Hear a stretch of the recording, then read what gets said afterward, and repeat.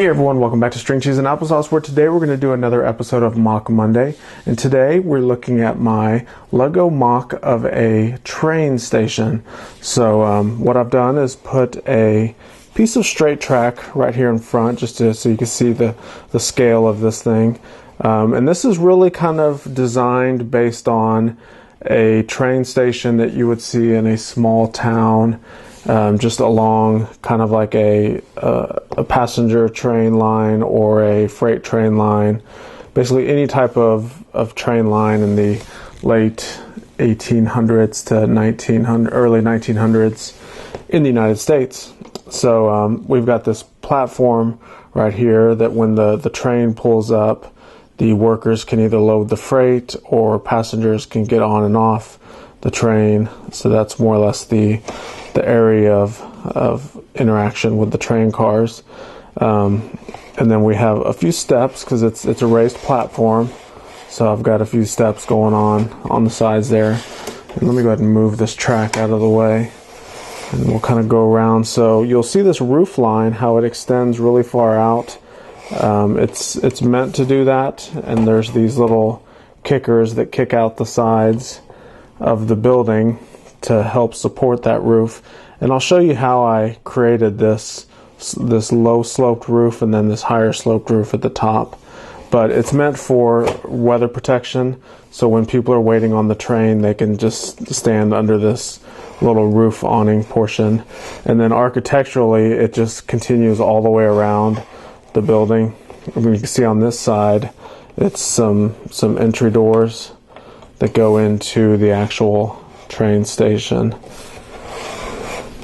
and then we come back around and there's just windows on the side. So one cool little detail that I like, and you see this in a lot of old train station designs, you even see it in caboose designs for old trains, is the way that this window pops out of the main building, because the main building is just really this rectangle portion. And this portion that sticks out allows you to have a side window on two sides. So if someone's in here waiting for the train, they can look out the window and see if the train's coming or not. So that's a pretty cool little detail that I like, that I was able to fit into this mock.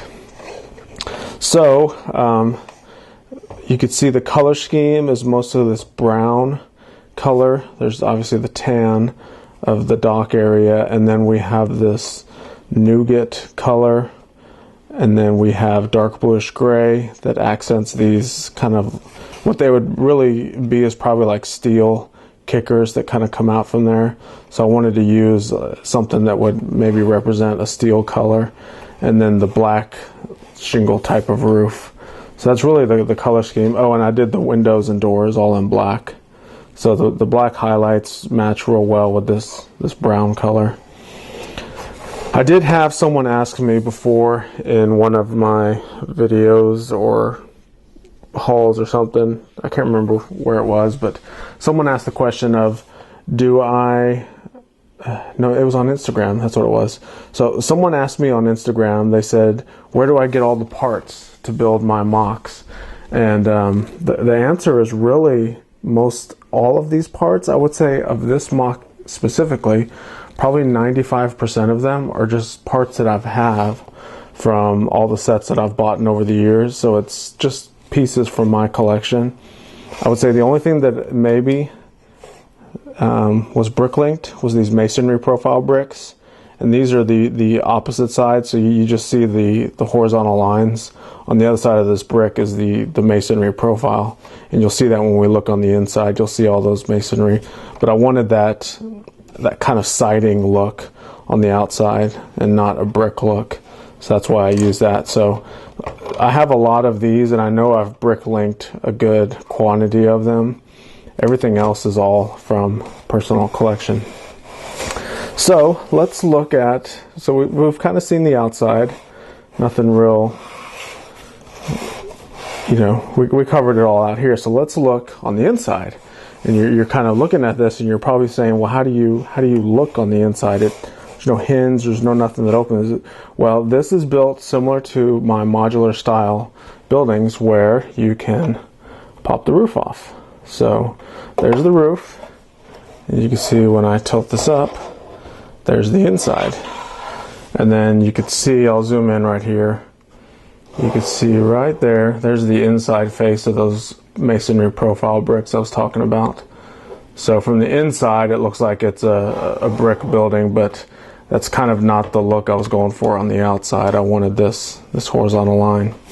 So how did I build this roof and this roof? We'll kind of look at some of those details right now.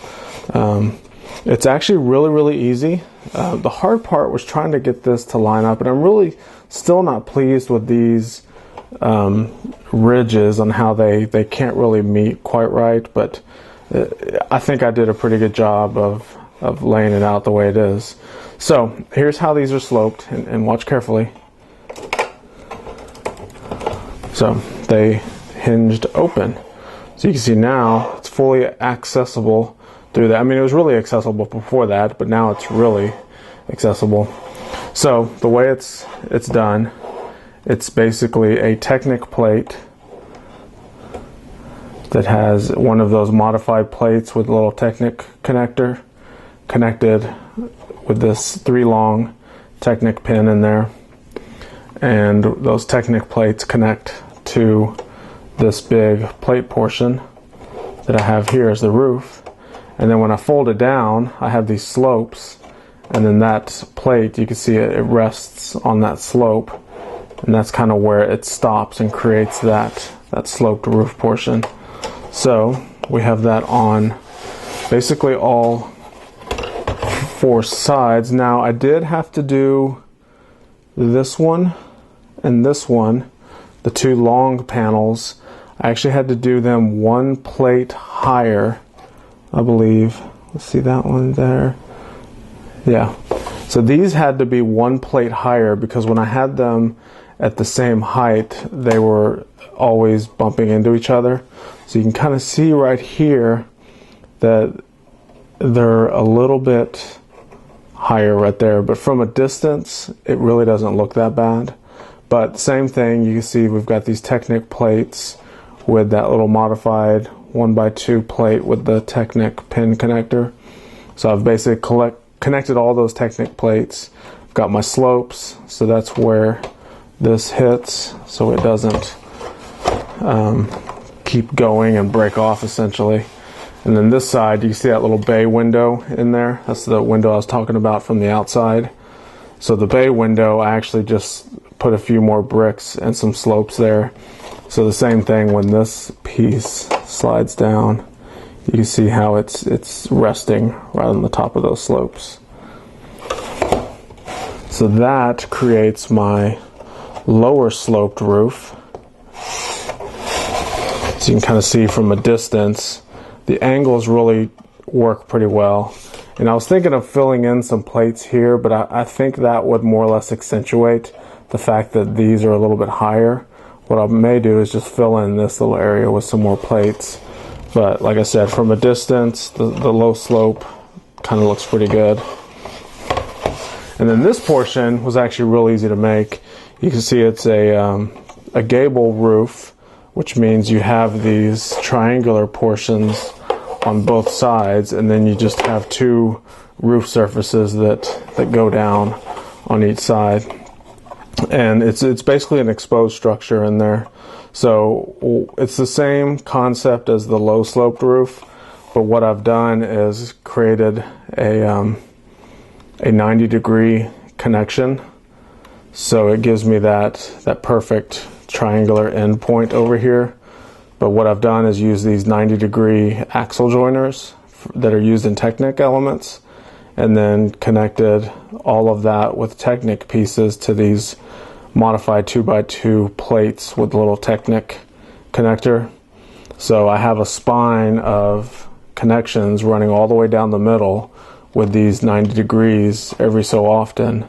And you can see what it's done is it's created 8 connection points for these plates that basically connect to those modified plates. And then at the end there's a let me pull this off, I'll show you. It's real easy to pull off. It's easier to take apart than it is to put on, but either way it works pretty well.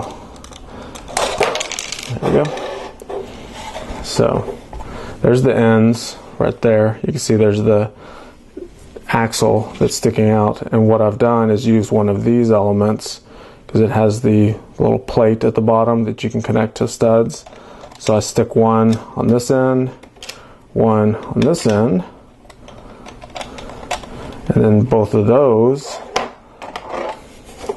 attach to these inverted slopes on the end. So those two pieces basically rest right on those inverted slopes, and there you go. There's your roof.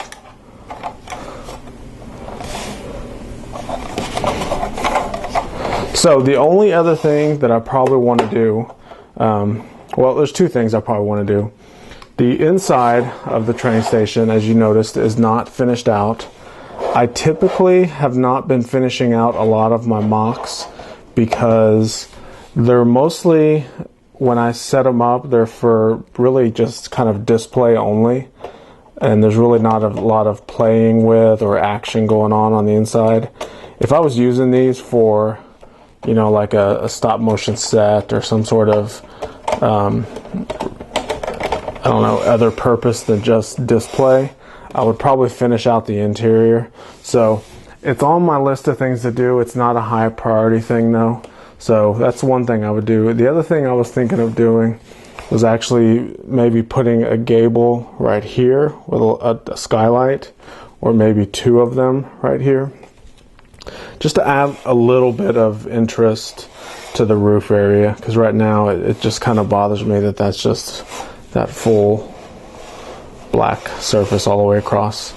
But either way, it's not crucial to the completion of it right now, because as of right now it's pretty complete. So I will be displaying this model at Philly Brickfest, which is coming up this week. Well, let me rephrase that. This week is Monday, April 25th, 2016. So that's when this video is going online, and Philly Brickfest is later this week. So if you watch this after that, then you would have missed it. But if you're going to be at Philly Brickfest, you'll see this. I'll have it on display. And yeah, other than that, I mean, everyone on the internet and the World Wide Web, you guys will see it before Philly fans will see it. So put a comment down below. Tell me your thoughts. Tell me what you like about it. Tell me what you don't like about it. I'm curious. I'm real pleased with it. It's something a little bit different, as you probably know, following my Lego City progress. A lot of the buildings I make are kind of this downtown feel, and this is more like small town, you know, country type of feel of a building. So it's a little bit different. So I enjoyed kind of the variety of building something different. So I'm curious to know what you guys think. So let me know. Thanks again for watching. Check out my other videos, and we will see you in the next one.